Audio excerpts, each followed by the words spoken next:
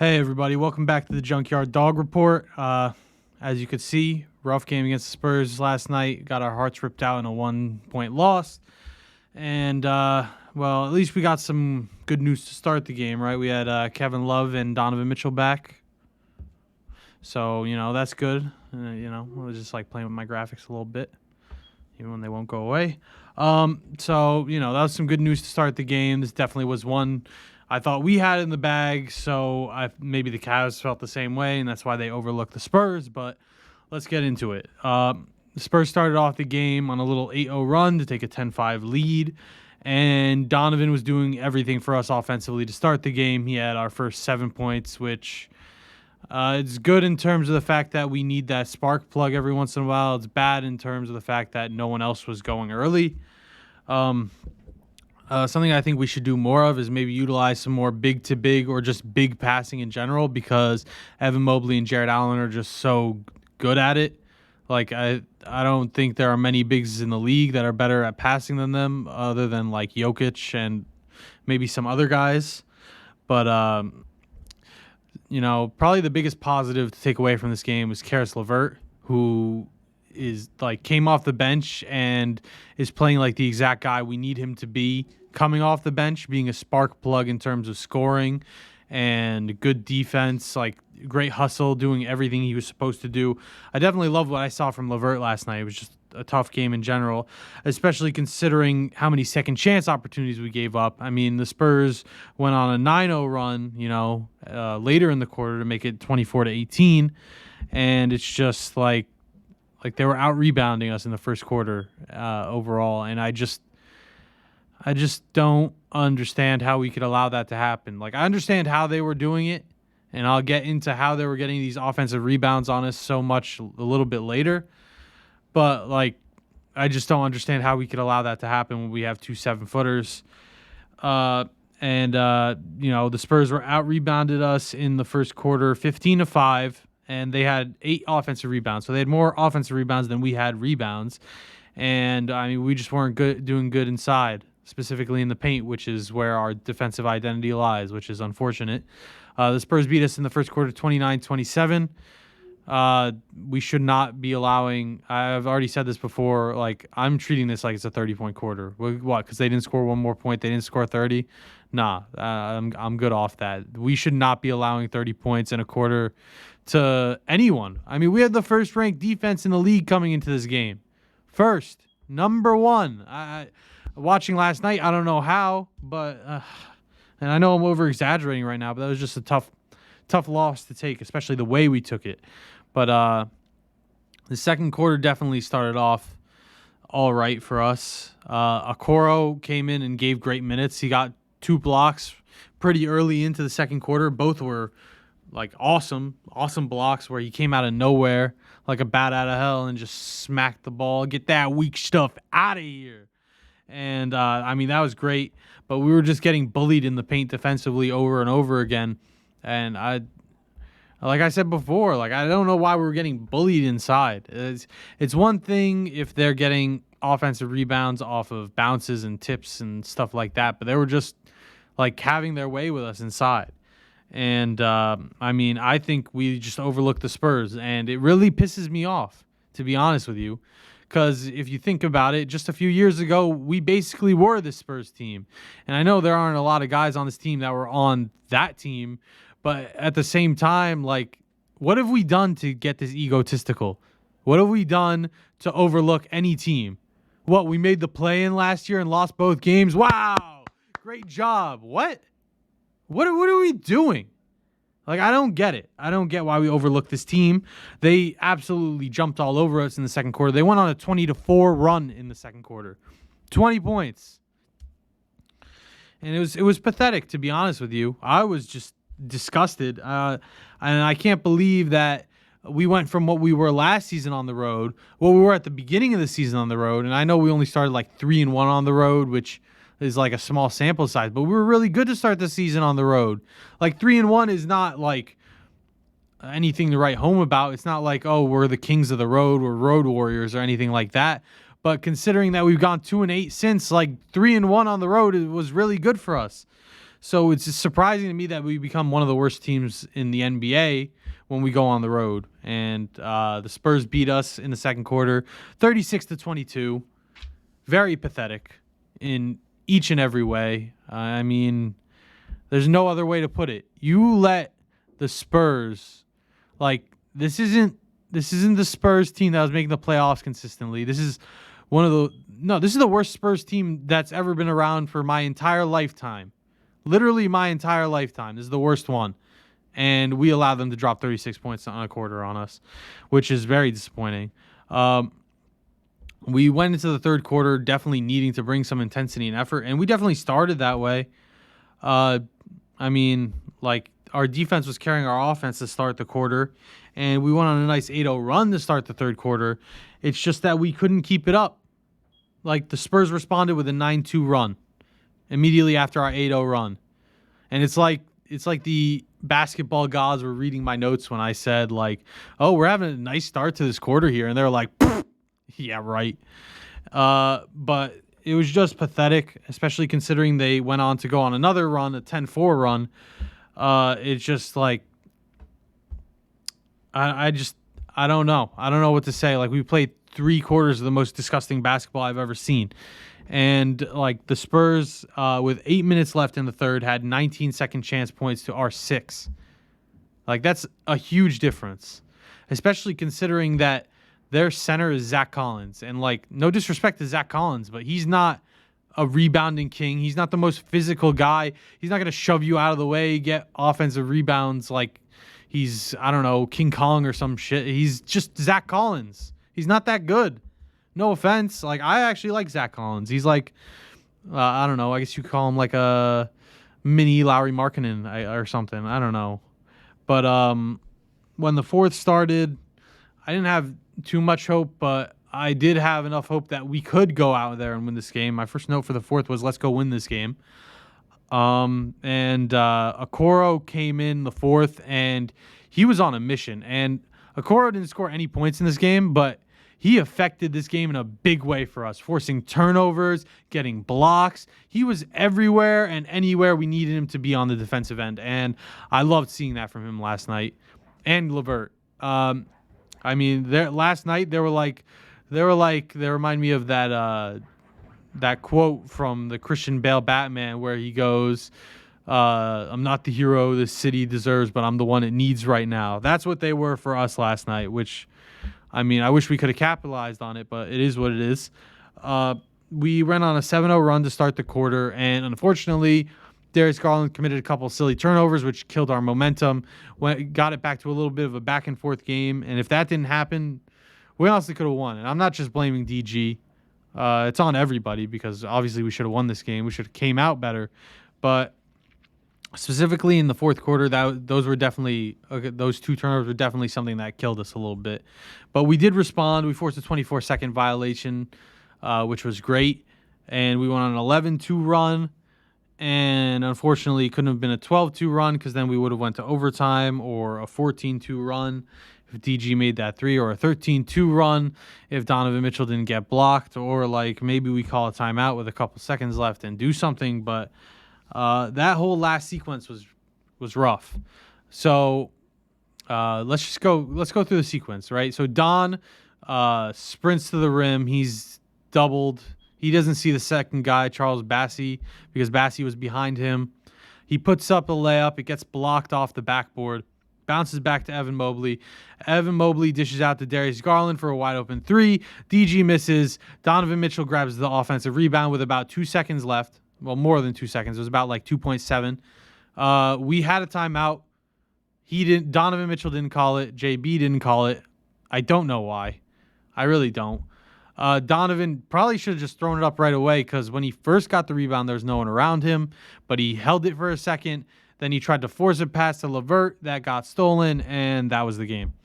And, I mean, I can't lie. If we lost by 20, it might have been easier to take this loss because then, you know, I wouldn't have gotten my hopes up for that rough ending. And also, I didn't even say it.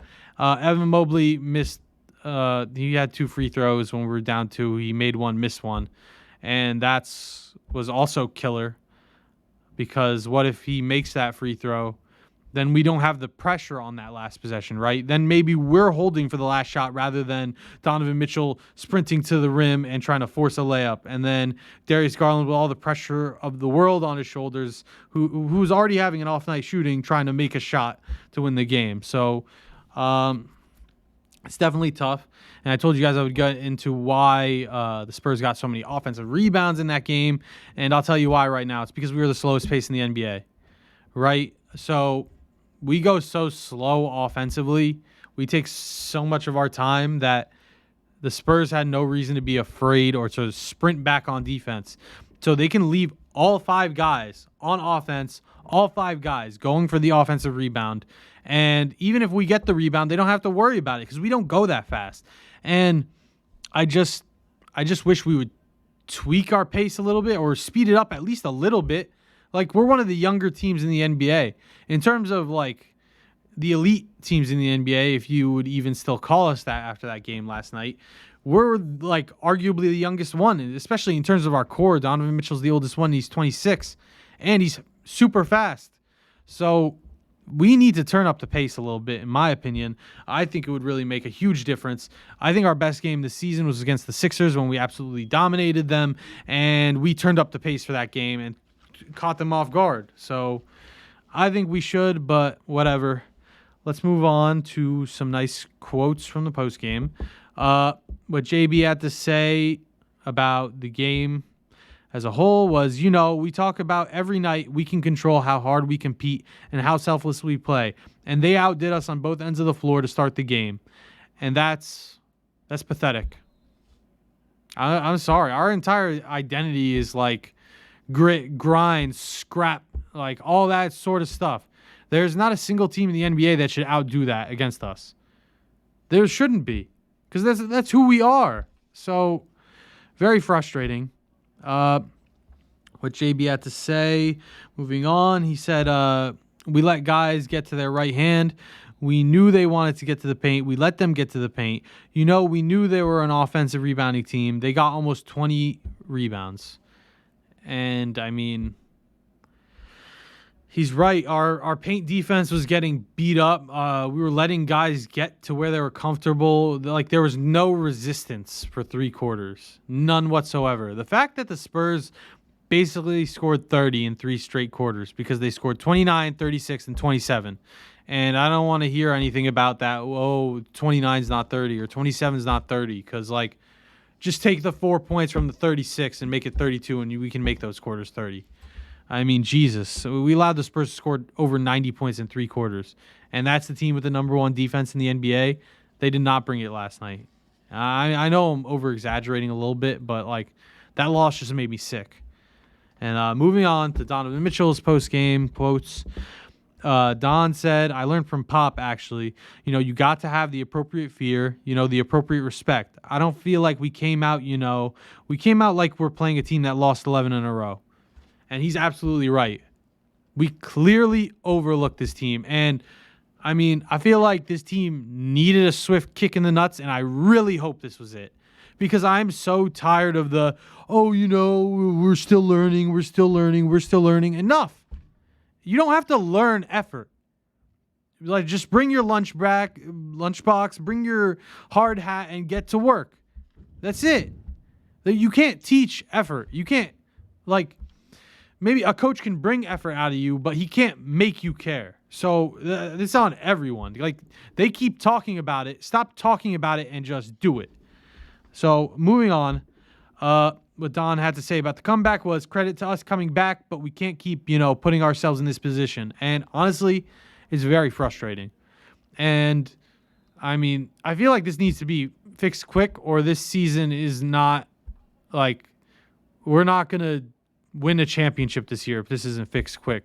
This will just be a learning year. And I mean, I really want to go to the playoffs. And I can't lie, I'd be content going to 7 in the second round or getting to the conference finals.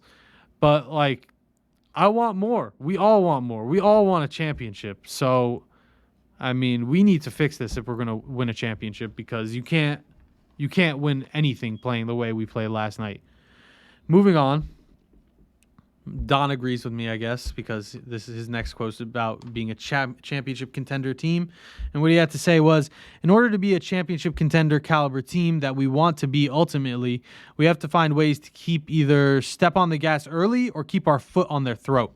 And I don't know what it is about this team. Like, do we not have anyone with a killer instinct? Like, I know Donovan has one. I feel like Ev has one. DG had one last year. I haven't seen it this year other than like against the Timberwolves. Jared Allen is a dominant force inside, but like he didn't look like that last night. He didn't even get 10 rebounds. But like we just need to have that killer instinct because that game should have been over in the first half. I mean, like, no disrespect to the Spurs, no disrespect to the players on their roster, but we're just better. We're significantly better. Not just better, significantly better. There's no reason that should have been a game last night. And something that I think is, like, hurting us on the road this year compared to last year is, what Don had to say here was, we got a target on our back, man. Like, teams want to go at us. And why wouldn't they? I mean, I know the media doesn't talk about us a lot, but, like, last year they were hyping us up. We're the 3 seed in the East this year. We have one of the best records in the NBA. Like, when we come to town, teams aren't sitting back and saying, oh, we're playing the Patsy Cavs. No, teams are getting up for those games, and we are not. So we just got to step up. And what Jared Allen had to say was they just came out with more energy than us in the first half. And like I said, that's pathetic because that's our identity and that's who we are. And no team should be coming out with more energy, effort, scrap, hustle, energy, whatever. Intensity, effort, blah, blah, blah. On and on we go. Like, no team should have more of that than us. So let's get into the stats of this game. The Big Four had 79 points. The rest had 32. And I think it's significant to say that the rest really didn't step up other than LeVert offensively because LeVert had 23 of those 32 points. And congrats to LeVert. I didn't even say this yet. Let's use this the one time I can.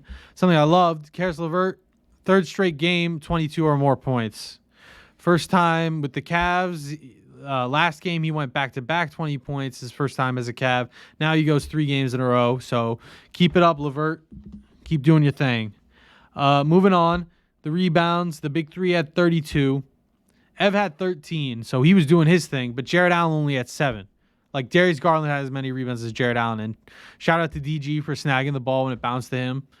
Other than shooting, I honestly thought he had a good game. But, like, whatever. Moving on. The rest had 12. And there were 3 players with 3 rebounds in the rest. And that was... Sorry about that. That was Lamar Stevens, Karis LeVert, and Isaac Okoro. And... okay, sorry. I lost my train of thought there. Moving on, the assists. The Big Four had 17, and the rest had 4. And something that's really important here, I think, to note is that Darius Garland had 9 of those 17 assists for the Big Four, so the rest had 8. And, Jared Allen and Ev did their thing. Evan Mobley had 4 assists. Jared Allen had 3 assists. Donovan Mitchell had 1 assist. I'm going to call him out for it every time it happens because he said it himself. He is a better playmaker than that. And you'll see it in the plus-minus because he really wasn't moving the ball that well last night. He was looking for his shots, doing his thing. And, he was great scoring-wise, but he wasn't great as a playmaker last night. So, moving on. The Big Four had 2 steals, 1 for Darius Garland, 1 for Jared Allen. The rest had 5. LeVert and Okoro both had 2, and Jetty Osman had 1. So great work by the rest. The effort, energy, intensity, and hustle was definitely there for Karis LeVert and Isaac Okoro last night. Can't really speak for anyone else, specifically in the first 3 quarters. But moving on, the Big Four had 4 blocks. Shout out Jared Allen, who had 3. Great work with the blocks. I wish you grabbed more rebounds, but at least defend the paint when you can. Ev had 1. And something that's really awesome is that for the rest had 3, but that was all one guy. Isaac Okoro had 3 blocks last night. That man was playing out of his mind on the defensive end. All credit to him. And the Big Four had 10 turnovers, and the rest had 5. So not bad in terms of turnovers, but the league average is 14. and we went one over. That's definitely not what killed us in this game. So moving on to the plus minus in this game. LeVert led the way. He was plus 14 in 29 minutes and 15 seconds. And it's not surprising considering the way he played last night. Darius Garland was plus 10 in 39 minutes and 12 seconds last night. And, I mean, this just proves, like, what I believe. I believe DG played really well last night. His shot wasn't falling, but he grabbed 7 rebounds. He had 9 assists. He had a steal. Like, he was doing all the right things. His shot was just a little bit off. Every time it would, like, hit the rim or it would hit the side. Like, every shot was like, if you moved it a couple inches, it would probably go in. So, good game by DG. I feel like he's only going to get better and get back to being who he was last season. Moving on, Evan Mobley was plus 2 in 37 minutes and 47 seconds. And I honestly loved the way he was playing last night. Other than his missed free throw, he was doing his thing. Like, he had 17 points, 13 rebounds, 4 assists, and a block. Like, that's a great stat line. And he was aggressive offensively. And he was playing good defense for the most part. I mean, there was just a point in the game where our interior defense was, like, crumbling.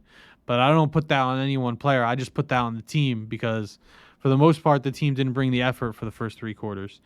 Moving on, Jared Allen was plus 1 in 36 minutes and 8 seconds. And my only problem with Jared Allen in this game is that he didn't get enough rebounds because that's probably something he's best at. Like, one of his best qualities is his ability to rebound on both sides of the ball. So definitely don't want to see him getting 7 rebounds in a game or having the same amount of rebounds as Darius Garland, even on a night where Darius Garland is having a great rebounding night. So moving on, now we're on the minuses. Jetty was minus 2 in 7 minutes and 7 seconds. He didn't get a lot of run in this game, but I mean, he wasn't playing bad when he was in. He was just not hitting his shots. And if Okoro's playing defense that much better than him, and LeVert's playing offense and defense that much better than him, it's hard for him to get his minutes. So makes sense that he only played 7. Okoro was minus 4 in 15 minutes and 44 seconds. And to be honest with you, like, this doesn't bother me because it just happens to be that the time he was on the floor is when we were losing. And he did his best. It's just like, what are you going to do? Like, the guy had 2 steals and 3 blocks. What else do you want from him? I would like for him to hit some corner threes. I guess I'm answering that question myself. But other than that, like, he played great. Kevin Love was minus 8 in 13 minutes and 41 seconds last night. A rough night for Kevin Love. He couldn't draw one of his patented charges or hit threes, for that matter. It was a rough night for him. I think once he gets that thumb cap off and, like, give him some time, because he wasn't even out because of the fractured thumb. He was out with lower back soreness, so it's going to take a little time. He's a little bit older, so he'll be back better hopefully soon. Donovan Mitchell was minus 9 in 36 minutes and 34 seconds. And, I mean, this like, I'm not going to call him a ball hog. It's just that he wasn't making the right plays in terms of playmaking, right? It was like he'd look for his shot and then we'd reset when he didn't shoot it, or he would look for his shot and he would shoot it. And, I mean, that wasn't all game. He was making plays. He was passing it. I am over-exaggerating a little bit, but he's the one who put up the standard. Like, he's the one who said he's a better passer than that to get 1 assist in a game. So I expect more than 1 assist a game from him. I'm going to call him out when he has 1 assist. Moving on, Lamar Stevens, minus 9 in 24 minutes and 32 seconds. And no hate for Lamar Stevens at all. Any of you who've watched my videos know I've called him the quintessential junkyard dog multiple times. It's just that I don't think he should have been in at the end the way LeVert and Okoro were playing. Now, Okoro wasn't playing his best game offensively, so I understand taking him out. But LeVert should have been in the closing stretch. It shouldn't have been Lamar Stevens. And it wasn't the closing stretch. He wasn't in the whole time. It was just like a few minutes in the middle where he was in. And it should have been one of the other guys, in my opinion. And moving on, we shot 48.9% from the field. We're 45 of 92 overall. Not terrible, not great. Like I said in the last video, we want to keep that above 50, but, you know, we're at 49%, not too bad. For the 3-point field goals, we were 21.7%, and we were 5 for 23. Definitely a putrid night shooting from 3, but no one had it. Like, even Donovan Mitchell was 2 for 7 from 3. I believe DG was 1 for 6. And I think the most heartbreaking thing is that since I started my videos, this is the best free throw percentage we shot in a game. We were 94.1%, and we were 16 for 17 from the free throw line. So that one miss by Ev at the end of the game that would have tied it and sent it to overtime, or either taken the pressure off us so we could have taken the last shot and won, is the one we missed. And it's unfortunate, but it is what it is. We got the Mavericks tomorrow, so hopefully we can get that W and get back on the right track. But until next time, keep scrapping like a bunch of junkyard dogs.